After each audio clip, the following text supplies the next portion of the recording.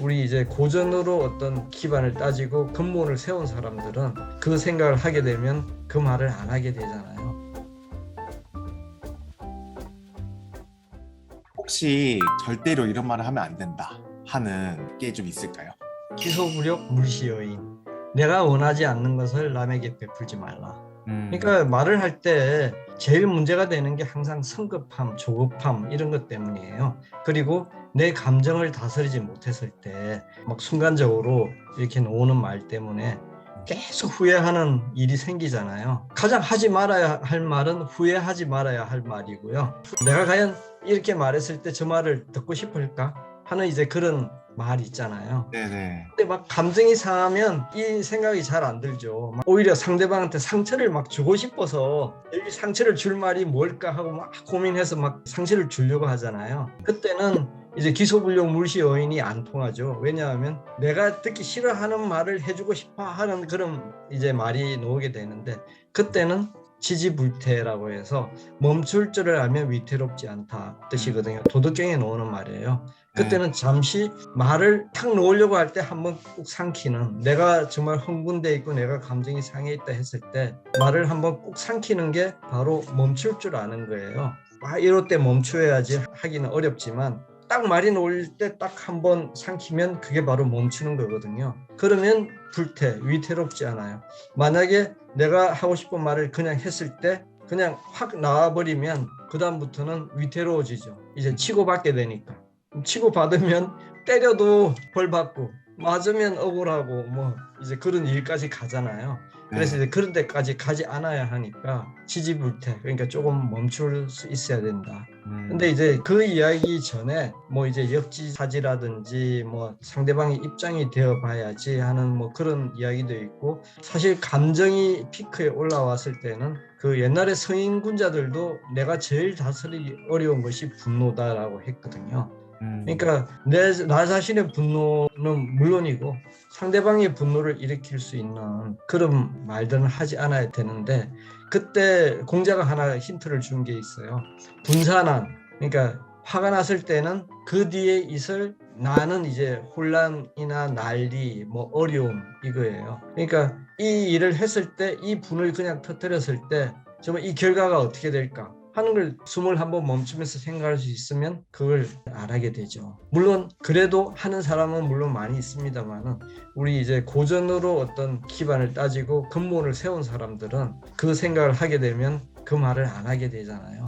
그다음에 또 한 가지 이제 논어에 보면 말을 알지 못하면 사람을 알지 못한다 하는 게 논어의 마지막 문장이에요. 그만큼 말을 알아야 되는데 물론 말을 아는 것도 중요하지만 그 뒤에 있는 거, 말을 알지 못하면 사람을 알지 못한다 라고 연결해서 보면 정말 사람을 아는 것이 정말 중요하죠. 그래서 네. 이제 사람의 본성에 대한 어떤 이해라든지 사람을 알기 위해서는 말을 알아야 되고, 말과 사람을 같이 알려면 이제 고전을 공부해야 된다. 고전을 아는 것이 좋다. 젊은 분들 말 잘하고 싶잖아요. 근데 막 이렇게 말만 잘하면 안 되죠. 그죠? 음, 근데 기술로 배우면 말만 잘하는 사람이 될 수 있어요.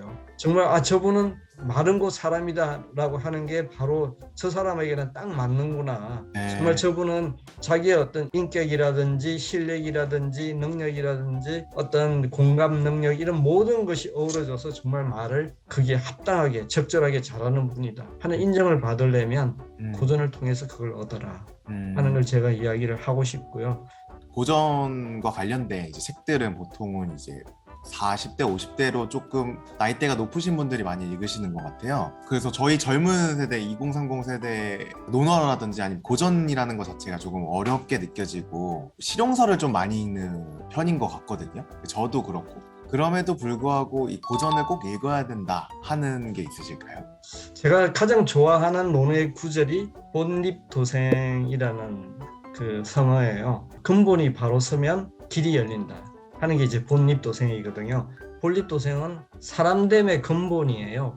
보통 이제 우리가 근본만 딱 떼서 보면 뭐 부모한테 효도하고 형제간에 우애가 있고 사람들을 사랑하고 그것만 두고 생각하면 우리 젊은 분들이 고리타분하다, 뭐 정말 이 공자님 말씀이다 하고 이야기하잖아요. 네. 근데 그 뒤에 글까지 생각하면 도생이에요. 길이 생긴다.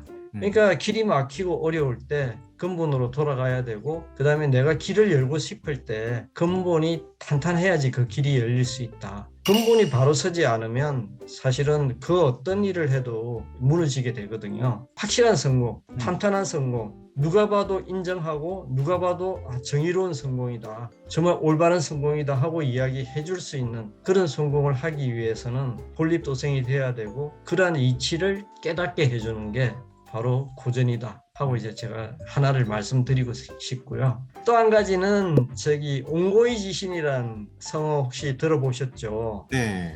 예, 옛 것을 읽어서 배워서 새 것을 안다는 뜻이거든요. 그러면 그게 두 가지 뜻이 있어요. 그러니까 옛날에 내가 알던 것을 이렇게 배우게 되면 그것을 이렇게 내가 다시 깨우쳐서 알게 되고, 또 거기에 덧붙여서 새로운 것도 알게 된다. 그래서 이제 아주 쉬운 예를 들어보자면, 싸우지 않고 이겨라 하는 이제 그 손자병법에 있는 이야기가 있어요. 가장 좋은 것은 싸우지 않고 이기는 것이다. 그냥 싸우지 말아야지 뭐 이렇게 생각하기 쉽잖아요. 근데 그걸 현실에 이렇게 적용해 보면 남들이 많이 경쟁을 심하게 하는 그런 레드오션이 아니라 경쟁이 없는 블루오션으로 들어가라는 이야기하고 적용이 돼요. 그 경쟁이 심한 곳으로 들어가면 막 싸워야 되잖아요. 승리해야 되니까. 근데 사실 블루오션으로 들어가면 싸울 필요가 없죠. 완전히 새로운 분야이기 때문에. 그래서 이제 바로 이런 것을 옹고이지신이라는 그런 그에 대해서 고전이 통찰을 주는 거죠.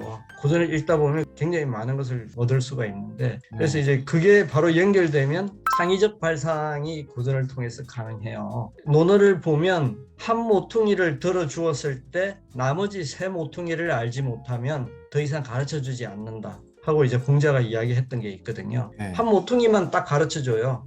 그러면 나머지 세 개를 알아야 되는 거예요. 하나 가르쳐줬는데 나머지 세 개를 알면 뭘까요? 새로운 것을 알게 되는 거고, 그게 바로 창의적인 발상이 되죠. 세계적인 미래학자 데니엘 핑크라고 있잖아요.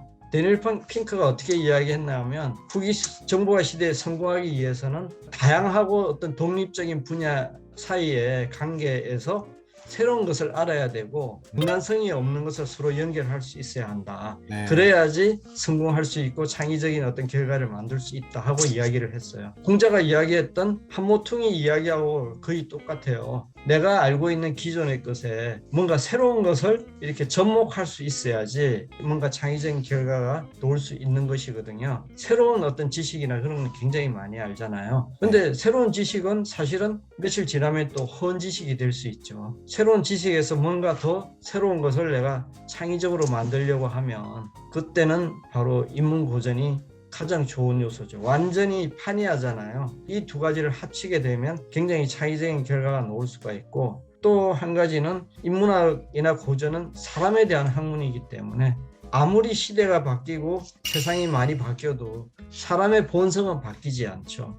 그래서 인문고전에 대한 어떤 이해가 있으면 사람에 대한 이해를 할 수 있고, 내가 정말 사람들의 마음을 움직일 수 있는 뭔가를 만들어낼 수 있다 하는 거거든요. 지금 앤드류님이 이렇게 온라인을 통해서 이렇게 접근하는 것도 사실은 새로운 분야로 이제 자기의 길을 여신 거잖아요. 근데 이럴 때 사람에 대한 어떤 마음이나 본성에 대한 이해를 가지고 초청하는 분을 정한다든지 뭐 이런 걸 정할 때도, 그래서 지금 저를 초청하신 건 굉장히 잘하신 거예요.